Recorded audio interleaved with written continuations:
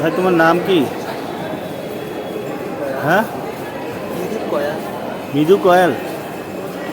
বাঁশি বাজাও, এটা কি এটার জন্যই করছো? আর কিছু করো না? বাড়িতে কে কে আছে?